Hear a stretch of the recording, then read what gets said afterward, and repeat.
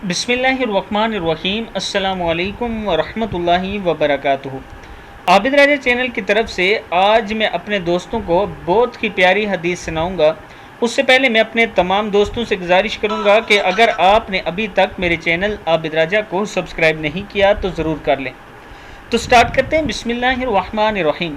कब्र पर फूल डालने का जवाज़।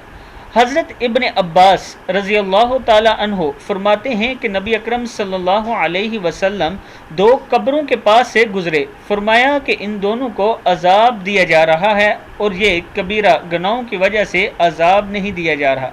फिर फरमाया बल्कि इनमें से एक चुगली खाया करता था और दूसरा पेशाब की छींटों से नहीं बचता था। फिर आप सल्लल्लाहु अलैहि वसल्लम ने एक सब्ज़ टहनी तोड़ी और इसके दो हिस्से किए। फिर हर कब्र पर एक हिस्सा गाड़ दिया।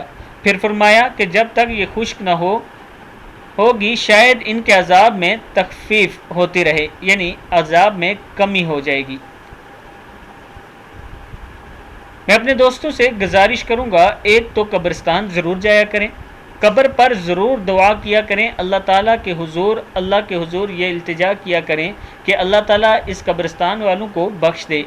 और नबी अकरम सल्लल्लाहु अलैहि वसल्लम की सुन्नत के मुताबिक सब्ज़ टहनियाँ ज़रूर कब्रों पर रखा करें ताकि अल्लाह ताला उनके अजाब में कमी करे। इस वीडियो को भी आप दोस्तों ने आगे ज़रूर शेयर करना है और कमेंट सेक्शन में मुझे बताना है कि क्या जो वीडियो मैं अपलोड करता हूँ इसका आपको कुछ फ़ायदा होता है, समझ आती है या नहीं। अस्सलामु अलैकुम वरहमतुल्लाहि वबरकातुहू।